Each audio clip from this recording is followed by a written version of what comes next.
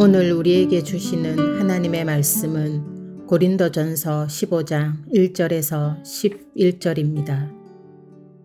형제들아, 내가 너희에게 전한 복음을 너희에게 알게 하노니 이는 너희가 받은 것이요 또 그 가운데 선 것이라. 너희가 만일 내가 전한 그 말을 굳게 지키고 헛되이 믿지 아니하였으면 그로 말미암아 구원을 받으리라. 내가 받은 것을 먼저 너희에게 전하였노니 이는 성경대로 그리스도께서 우리 죄를 위하여 죽으시고 장사 지낸 바 되셨다가 성경대로 사흘 만에 다시 살아나사 게바에게 보이시고 후에 12 제자에게와 그 후에 500여 형제에게 일시에 보이셨나니 그 중에 지금까지 대다수는 살아있고 어떤 사람은 잠들었으며 그 후에 야고보에게 보이셨으며 그 후에 모든 사도에게와 맨 나중에 만삭되지 못하여 난 자 같은 내게도 보이셨느니라.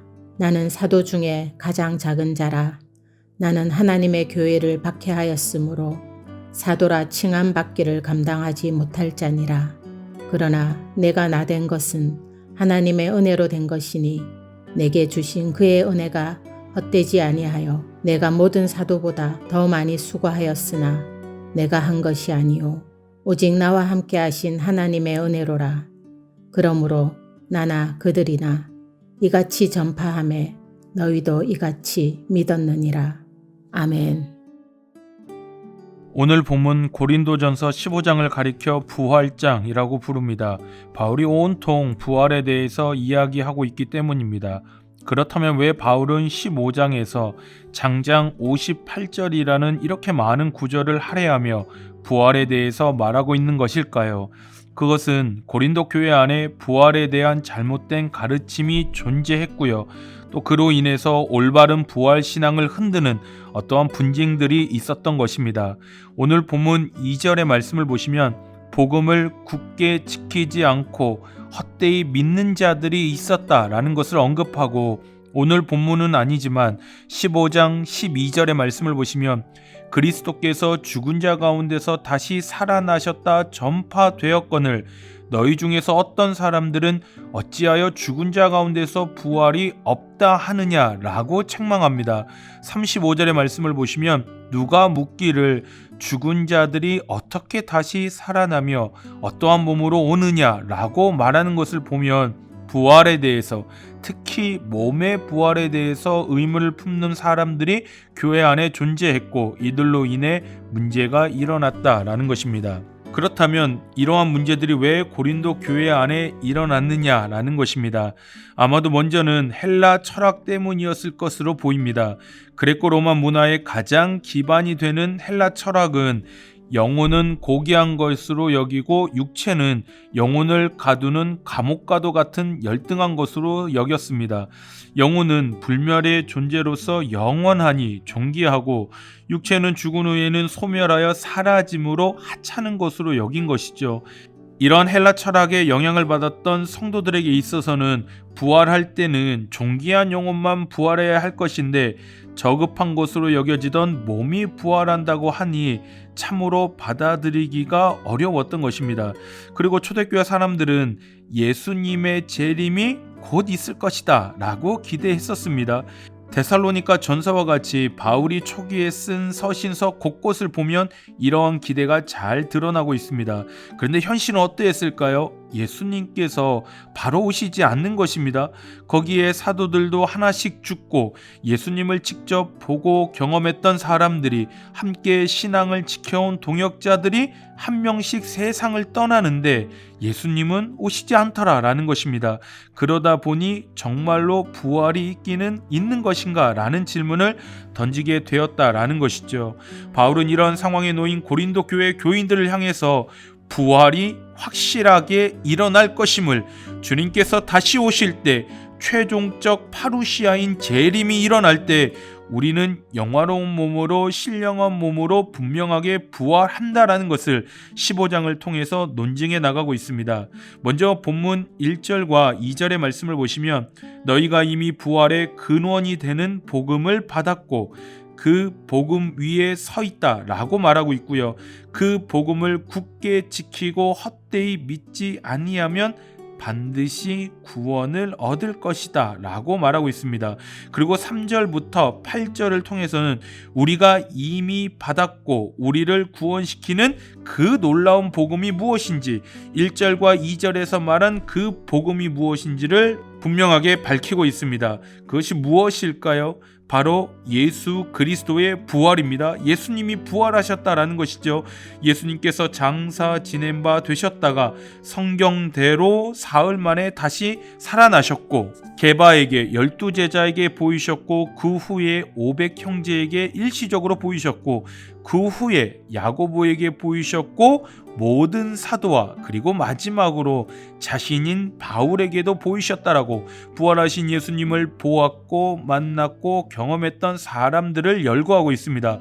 바울은 이 사실을 통해서 우리들은 이미 몸을 가지고 부활하신 예수님을 분명하게 보았고 들었고 경험했다라는 것을 밝히고 있는 것입니다. 예수님은 영혼만 부활하신 것이 아니라 몸이 부활하셨기 때문에 영혼처럼 무형의 어떤 것이 이리저리 돌아다닌 것이 아니라 몸을 가지고 부활하신 주님은 손에 못 박히신 그 모습 그대로 이 사람에게도 저 사람에게도 보여주셨고, 심지어 만삭되지 못하여 난자 같은 나에게도 보여주셨다라고 말하는 것입니다. 바울은 어떻게 부활이 있을 수 있느냐, 어떻게 죽은 자들이 일어나며 몸이 부활할 수 있느냐라고 묻는 자들을 향하여 말하는 것이죠. 예수님의 부활을 보지 못했느냐라고 말입니다. 예수님의 부활을, 몸을 가지고 부활하신 예수님을 본 사람들이, 만난 사람들이, 경험한 사람들이 이렇게 많다라는 것을 바울이 말하는 것이죠. 우리의 구주이시며 부활의 첫 열매이신 예수님이 부활하신 것처럼 우리도 예수 그리스도께서 다시 이 땅에 재림하실 때 성도는 예수님이 부활하신 것처럼 부활할 것이고 영화롭고 신령한 몸을 가지고 부활할 거다 라는 것을 예수님의 부활을 통하여 증명하고 있는 것입니다. 그리고 이어서 바울은 자신의 변화된 삶을 통해서 부활의 확실성에 대해서 증거하고 있습니다. 오늘 본문 9절을 보시면 바울은 자신이 교회를 핍박했던 자였다라고 말합니다. 그런데 놀랍게도 복음의 핍박자였던 자신이 이제는 모든 사도보다 더 수고한 자가 되었다라고 말합니다.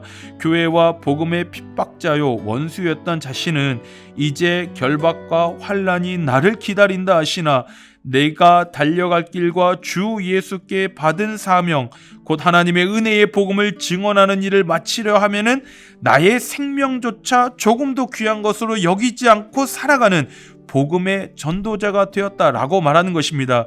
이 엄청난 삶의 변화의 출발점은 무엇이었을까요? 8절에서 바울이 말합니다. 부활하신 주님을 만났던 그때였다라고 말입니다. 바울은 다메섹에서 부활하신 주님의 음성을 듣고 깨닫게 되어집니다. 살아계시는구나.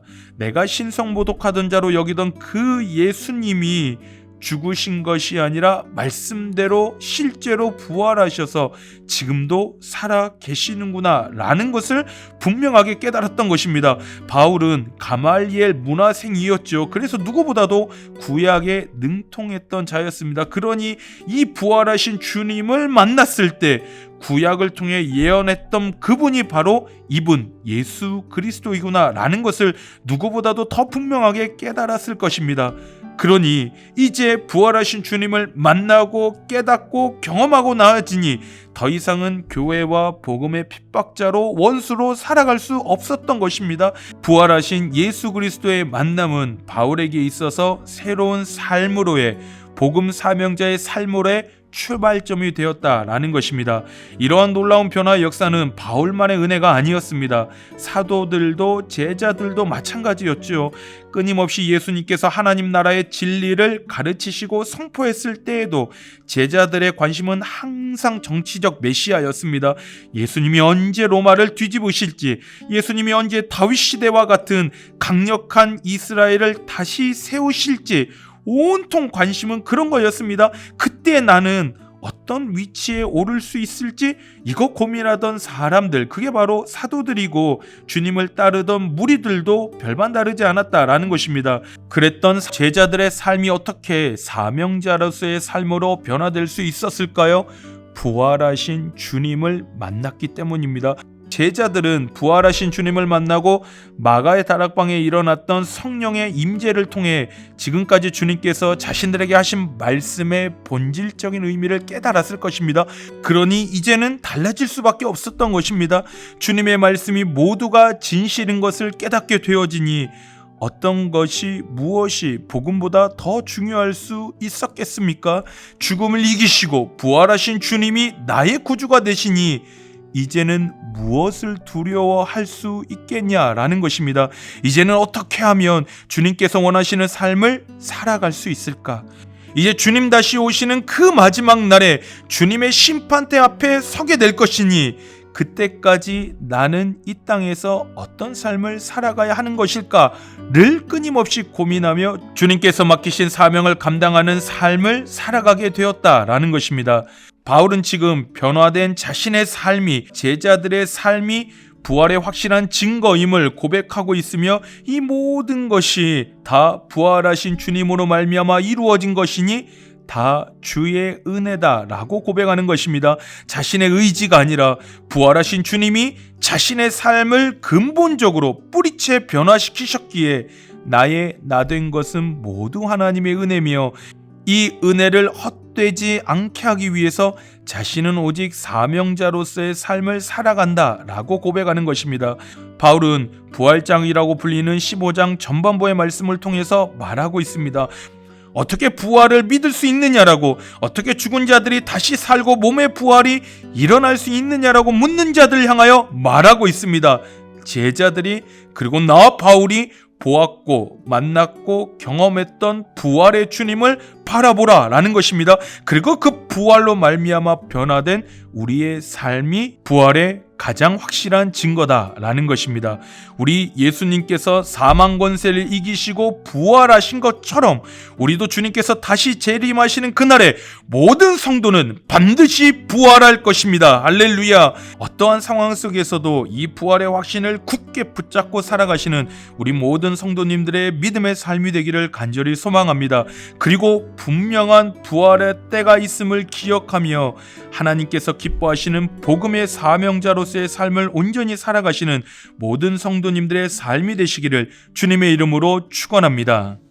우리 말씀을 기억하며 부활을 확신하며 사명자의 삶을 살게 하소서라고 기도했으면 좋겠고요. 그리고 VIP 사랑주의를 위해서 주님의 사랑으로 가족과 이웃을 섬기는 기쁨의 축제가 되게 하소서. 우리 두 가지 기도 제목 가지고 주님 앞에 기도로 나아가겠습니다.